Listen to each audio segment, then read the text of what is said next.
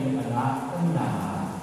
Kaya kaisa ng anghel na nagsisiawit ng papuri sa iyo nang wala mo tayo sa kalangitan. Kami nagbubunyi sa iyo ang dalagyan.